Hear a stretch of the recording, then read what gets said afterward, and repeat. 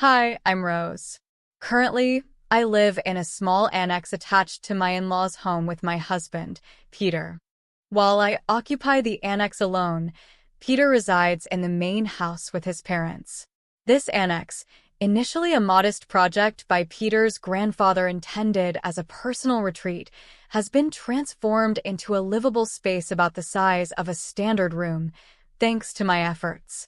Peter and I had lived in a regular apartment for the first 4 years of our marriage. However, his parents, who are very fond of him, unexpectedly expressed a wish for him to return home. Moved by his duty as a son and touched by his parents' longing, complete with tears and hugs, Peter decided to move back in with them.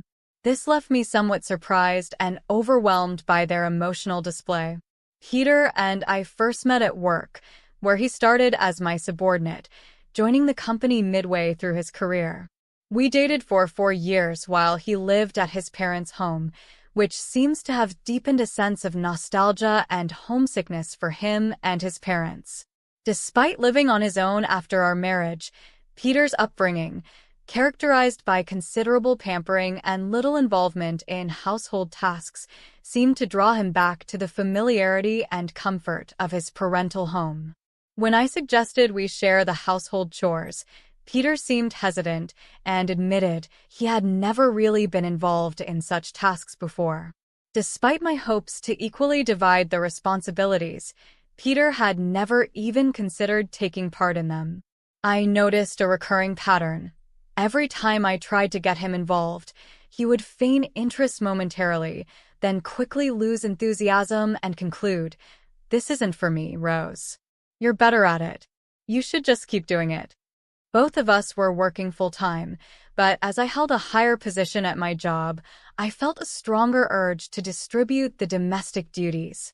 Yet trying to get Peter to contribute often ended up being more exhausting than just doing everything myself. Eventually, I found it simpler to manage all the tasks on my own.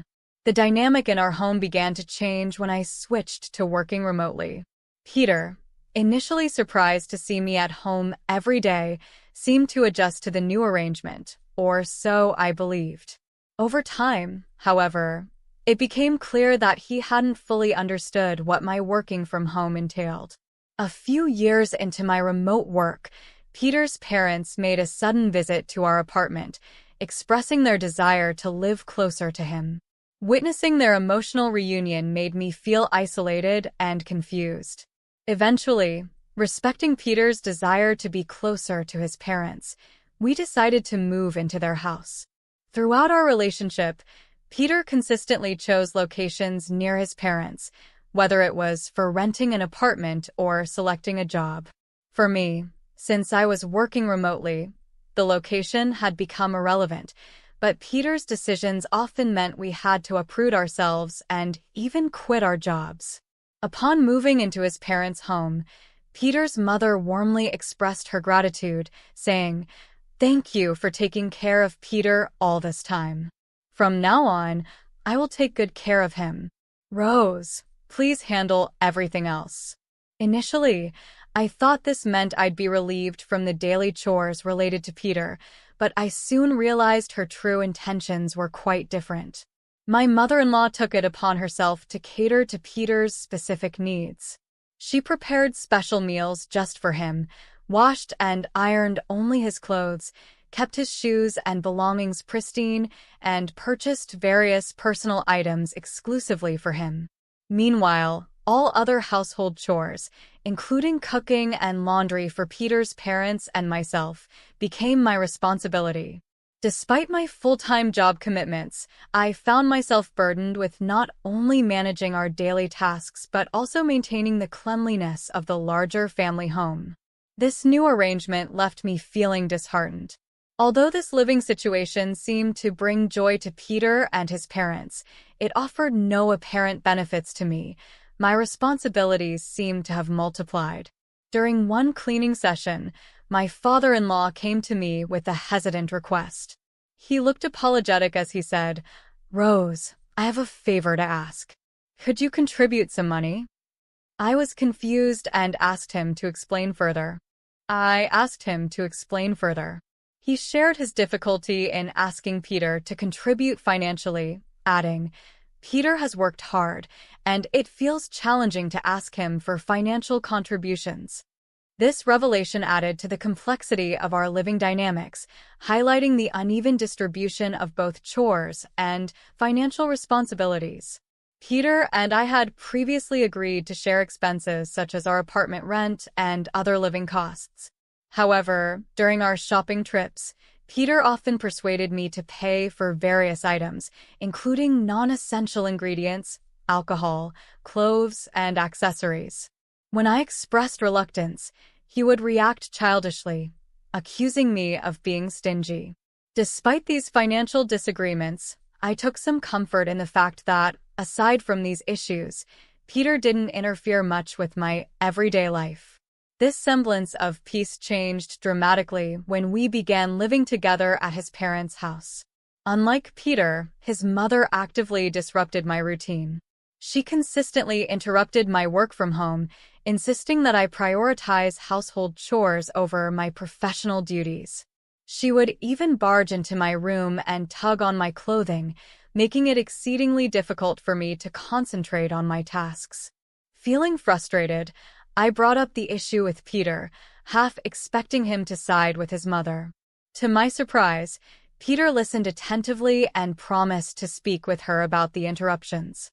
I was hopeful for a compromise that would address both our needs. Little did I know that Peter's idea of a compromise was quite different from what I envisioned.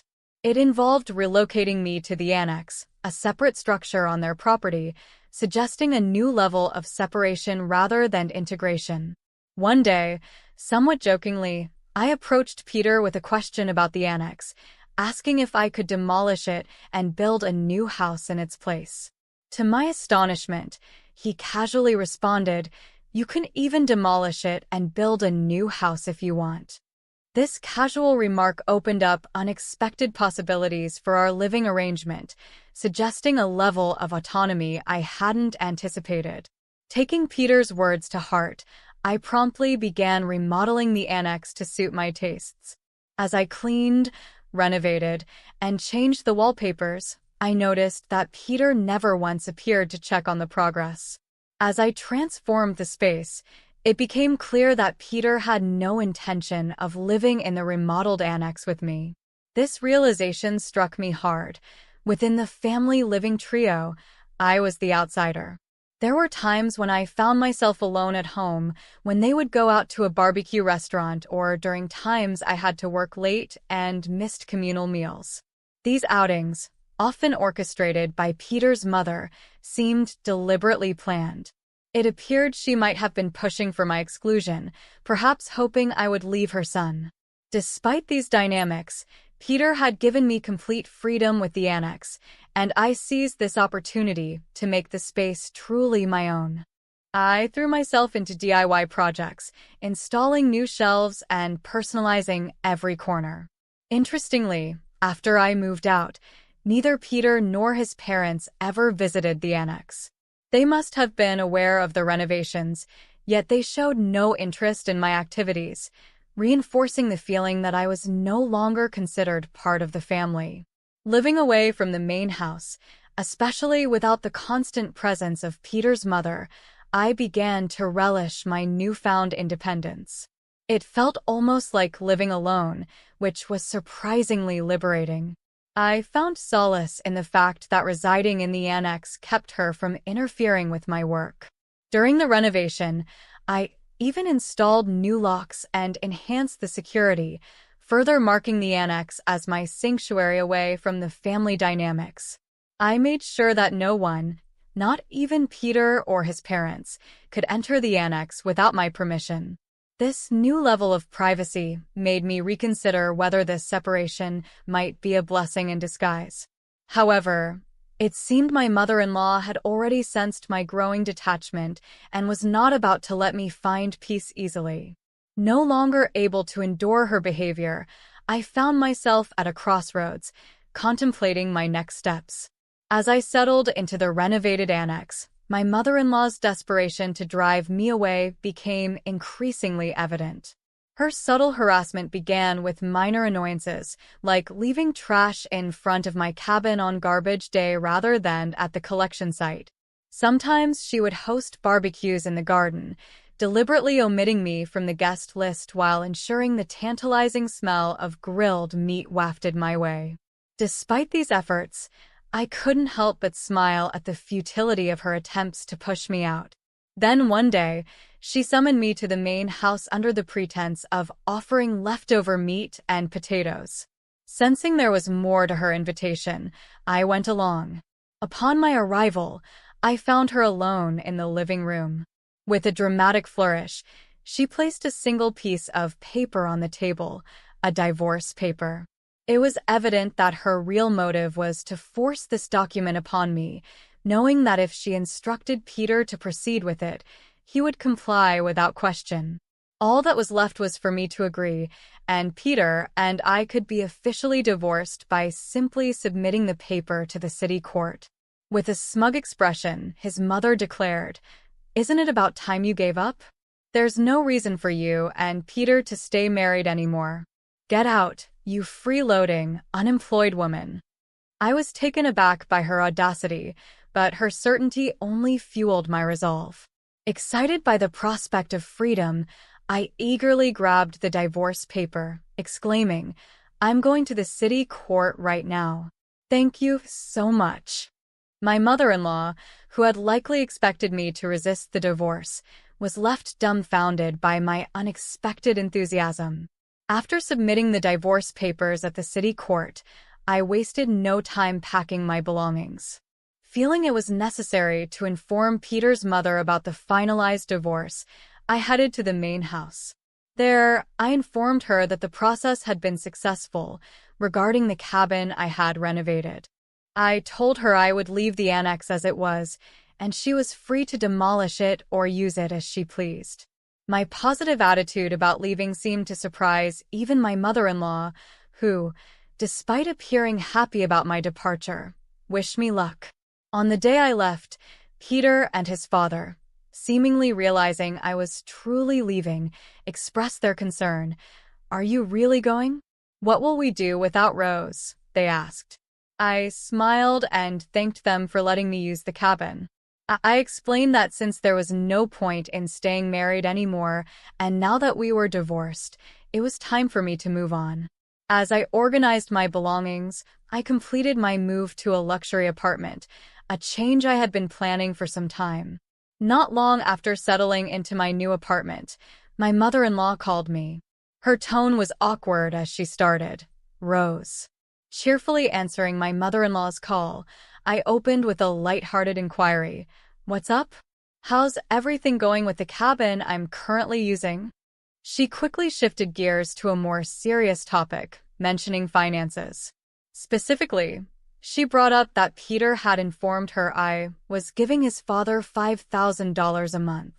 Confirming her statement, I explained that, contrary to her previous accusations of me being an unemployed freeloader, I was indeed gainfully employed. Her surprise was evident over the phone.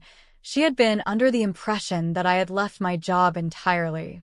I quickly set the record straight, clarifying that I hadn't just left my previous job but had moved on to become the president of a new company. This company, I elaborated, was pioneering a remote work system, positioning itself at the forefront of modern work environments. Her reaction was a mix of disbelief and confusion, prompting a sigh from me. It dawned on me that Peter, too, was in the dark about my professional ascent, which highlighted the distance between us not just physically, but in our perceptions of each other. Since moving in with his parents, it became clear he never fully embraced his role as a husband. She then inquired about my earnings, curious if my new role had also boosted my income. I offhandedly mentioned that it was roughly around $3 million. This figure was admittedly an exaggeration, more of a simplification to avoid delving into the complexities of my actual earnings. Seizing on this, she shifted the conversation. "With that much money, could you lend us some? Your father-in-law was laid off, and he kept it hidden." We've been managing somehow with the $5,000 you've been giving us. Neither Peter nor I were aware of his job loss. This revelation brought clarity to a previous conversation. I had a conversation with my father-in-law where he mentioned how pitiful it felt to ask his son for money. I now understood that his earlier words were a facade, likely a strategic move to elicit financial support from me, banking on the assumption that my superior professional position implied substantial wealth. This maneuver, while cunning, painted a clearer picture of the financial dynamics within Peter's family and their expectations of me. At our former company, they subtly maneuvered to extract $5,000 a month from me under the guise of shared expenses. In hindsight, I didn't mind too much at the time because it allowed me to live peacefully in the quiet cabin. But now, being divorced from Peter, I see no ties that bind me to his family anymore. When I mentioned this disconnect, my mother-in-law urgently pleaded, "That's not true. To me and Peter, you're still family. Please come back to us." I immediately declined, fully aware of the potential to be exploited once more. Re-entering a relationship with Peter offered no benefits. We were now strangers, and it was uncomfortable for them to still claim me as family, especially since they were the ones who pushed me out originally. I'm really enjoying my life on my own now. It feels much the same as when I was married, mostly living alone. The difference is that back then, I didn't spend money on myself, and $5,000 was siphoned from me every month. I much prefer my current life. With a firm goodbye, I ended the call without hesitation, puzzled as to why they thought I would ever return. For my mother-in-law, it must have been a last-ditch effort. In reality, Peter's salary wasn't impressive, and he had a consistent habit of avoiding responsibilities, often saying, "I can't do it," and passing tasks on to others. This trait, prevalent in both our personal and professional lives, rendered him unreliable, and he remained a regular employee without any salary advancements. Furthermore, with his father laid off and his mother a housewife, they struggled to maintain their large house and eventually had to sell it. Now, all three of them are living in the cabin I renovated. While it's just right for one person, it must be quite cramped and uncomfortable for three. Since then, I haven't given them much thought and continue to live my life peacefully, savoring the solitude and freedom that come with my new independence.